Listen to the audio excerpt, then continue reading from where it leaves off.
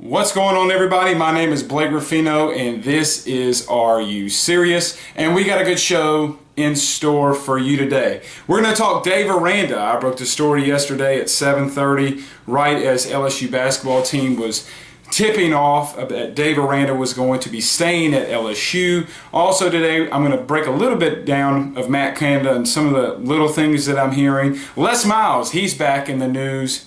Is he going to Arizona? Is he going to bring a big-time and former SEC coach with him? We're going to talk some Saints and Panthers. We're going to break that down a little bit. And my new segment, Are You Serious? The Are You Serious moment of the day, featuring Dirk Cutter and UCF football. Are you serious? But before we get into all that, you can like me and follow me on all my social media pages. You can find that on my YouTube page, on the description below. Just go down there, click like, follow, subscribe on my YouTube page to catch all the latest videos and all the latest news so you guys can be informed instantly. Alright guys, yesterday, as I was saying, I broke the story about Dave Aranda about 7:30 that he was going to be staying at LSU. Now, the Houston Chronicle reported and the ESPN reported that Dave Aranda was going to be the next defensive coordinator at Texas A&M. That wasn't true. I told you guys last week that people were going to be coming after Dave Aranda, and I mentioned it again yesterday, and I'm going to talk about it again today. Was I wrong? No, I was not. If you want to listen to anyone around Baton Rouge, Hammond, and the local Louisiana area, listen to me, okay? I told you that this was going to happen. I told you that teams were going to be coming after Dave Aranda because he's such a great defensive mind. He is considered, other than possibly Nick Saban and Kirby Smart, one of the top three best defensive minds, maybe under even Bill Belichick, in all of football. Now, Texas A&M, I'm going to break this down a little to you. The athletic director at Texas A&M is a guy by the name of Scott Woodward. Do you remember him? You should, because he is a Louisiana guy and is an LSU alum. Now, he was on the staff in 2000 when they got a guy by the name of Nick Saban. And LSU did something that was completely unheard of in college sports. They spent a buku of money and dove all in. And now look at the benefits of LSU sports and LSU football. Scott Woodward is trying to do that now with Jimbo Fisher and now trying to get Dave Aranda. But Dave Aranda's not going. Joe Oliva and F. King Alexander, and yes, Ed Orgeron, doing what he does best, recruiting Dave Aranda to stay. A&M wasn't able to pull Aranda away from Baton Rouge. Are you going to start listening to me now when I say that things are not sounding so good at LSU? Or even if things are sounding great for LSU? Things aren't always as bad as fans make them seem. Good for Dave Aranda being really loyal. Now, he is losing one of his best defensive players from this season in Arden Key. Good for Arden Key. I hope that he goes in the top 10. I know that Mel Kiper's got him, I think, at 16 or 17 as an overall guy. He's not a 16, 17 overall guy. He's a top 5 guy. And I hope he does well. I hope he can bounce back from this year's injury. All right, the Matt Canada news. A lot of things have been circulating. Look, point blank. And I've been mentioning this for a week now. It is going to take a colossal complete 180, a complete turnaround for LSU to keep Matt Canada. 6 jobs in 8 years is what Matt Canada is looking at. That's not good. Matt Canada has completely split LSU's coaching staff, or tried to split. Now, before you get on Ed Orgeron, good for him in keeping that team together and keeping that coaching staff together. As I mentioned earlier, Scott Woodward, being an LSU guy and a Baton Rouge and Louisiana native, you think he wasn't hearing things about Matt Canada being a cancer and going after Dave Aranda? Oh wait, who said that? You did, Blake, you did. Now, Matt Canada, I think at this point he's got to go. absolutely has to go. I know he's a great offensive mind, but he's got to get out of here. All right. There was a guy on, I think it was on Twitter, his guy's name's Chase, one of the followers of AYS. He said, Blake, who do you think is going to replace Matt Canada as an offensive coordinator? I don't really know. Okay, I can't really confirm anything. And I would tell you if I knew, like the Dave Aranda thing of yesterday, this stories could be breaking even as we're speaking, but I have heard some things of maybe Kendall Briles, maybe a target of LSU, T. Martin, who's at USC, may be a target. I know that the Kentucky offensive coordinator, and this just came to my mind, and I cannot remember his name, but he was on the staff with Lane Kiffin at Tennessee. His name was thrown out there as well to come to LSU. Now that could be a Kiffin and Orgeron thing saying, hey, this guy's a really good offensive mind and he could come and do wonders at LSU. I'm not necessarily sure of any real assistance that LSU is going to be getting lately, or getting to come in rather, but it's going to be interesting. I do not think Steve Ensminger is going to be the next offensive coordinator at LSU. I think that the biggest thing for Ed Orgeron at this given moment is to hire a big name.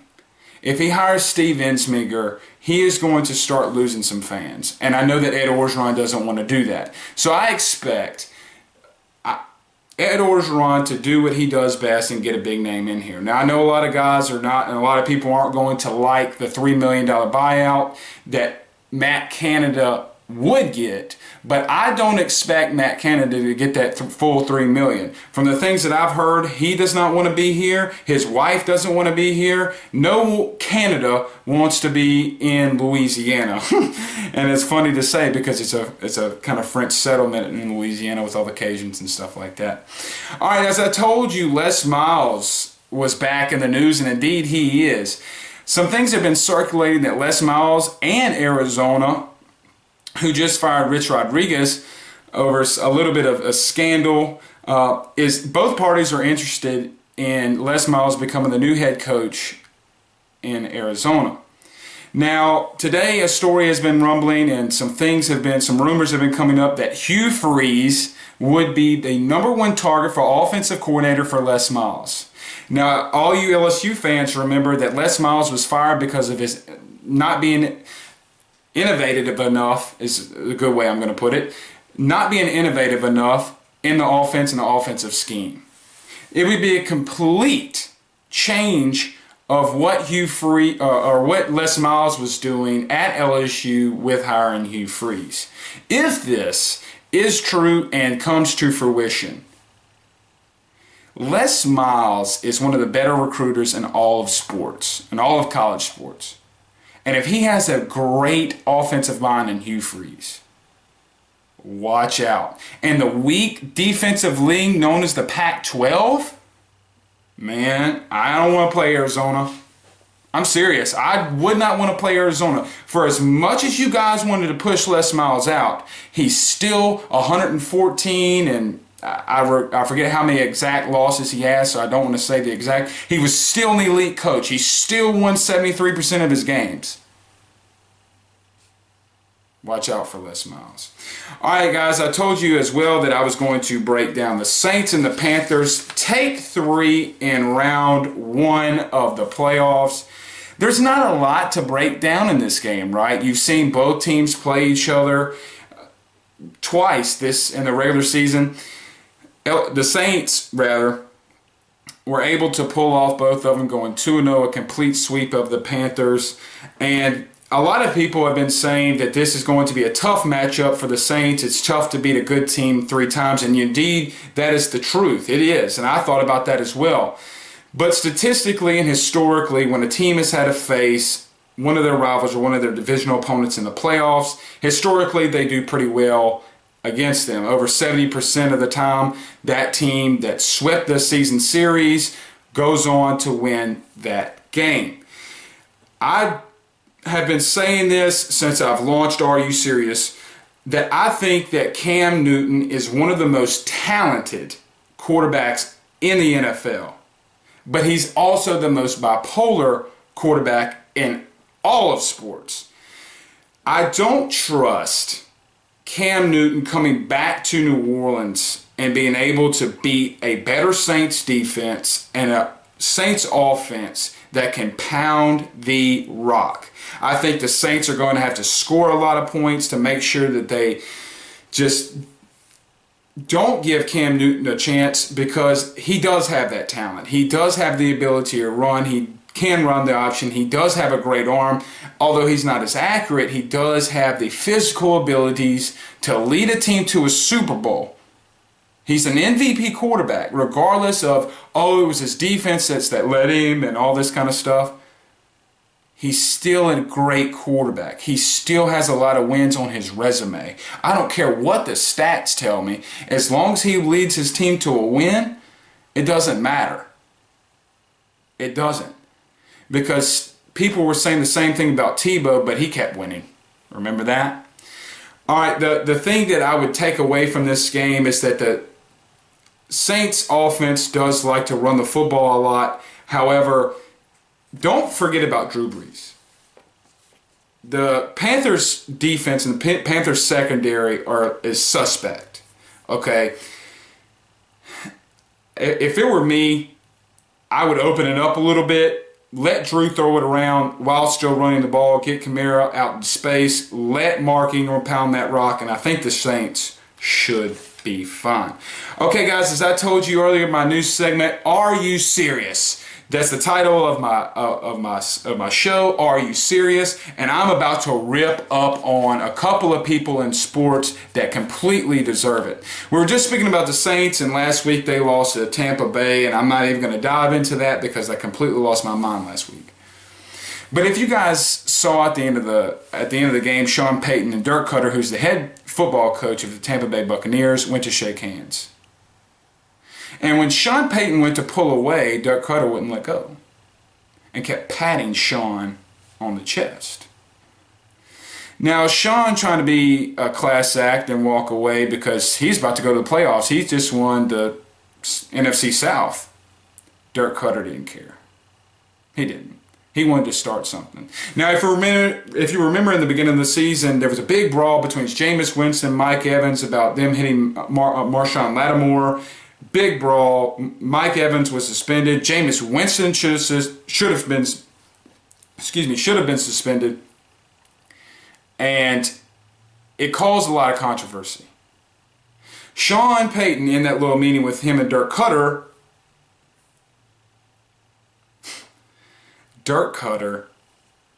and him had some few words, and Dirk Koetter wanted to apologize. No, you didn't. You didn't want to apologize to Sean Payton or any of that players because you continued to come after them. You said, oh, well, I didn't see it. The Saints are dirty anyway. They have dirty players.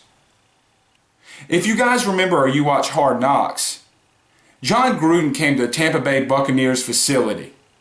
And Dirk Koetter was making fun of John Gruden, saying, that guy, he thinks he's a good coach. He's got one thing that you don't, and that's a Super Bowl ring.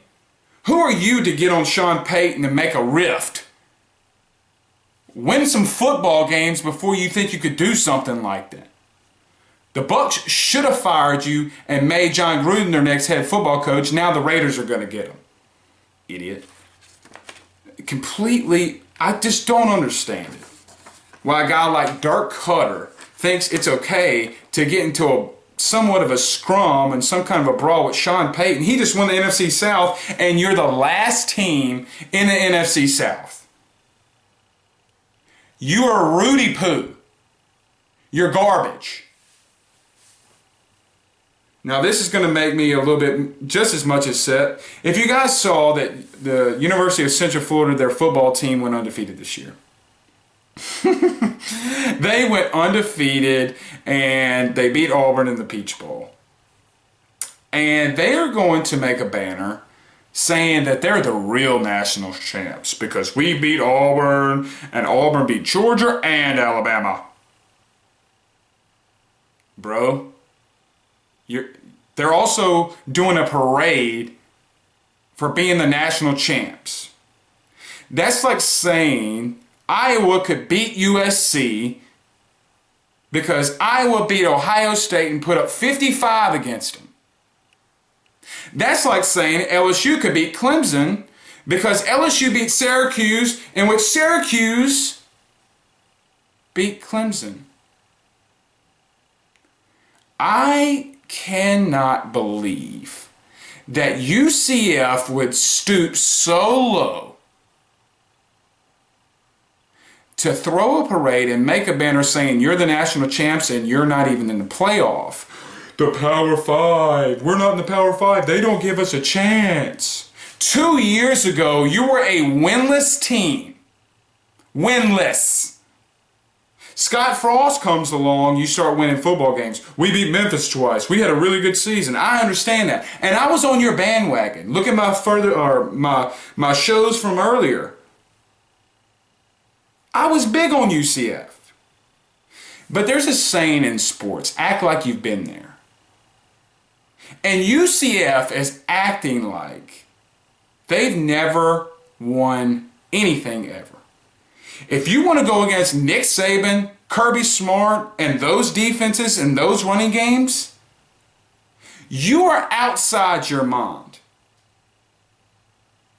Auburn didn't want to be there. They didn't. They didn't want to be in the Peach Bowl. They wanted to be in the playoff. You're going to sit here and tell me that you're the national champs. Kick rocks. Are you serious? If you win and you have success, act like you've been there before. Don't stoop so low and self-proclaim yourself as a national champ when you couldn't even prove it on the field. Look at your schedule. We played more teams than ranked teams than Alabama. Alabama just physically dominated the consensus #1 team in the nation. Very good chance that they're going to beat the #1 team, or the #2 team, I believe, or the #3 team in the nation in Georgia. Stop while you're ahead. Do you think you're going to do that good next year? All right, guys. Thank you for watching today's show, and we'll see you guys again soon. Peace out, guys.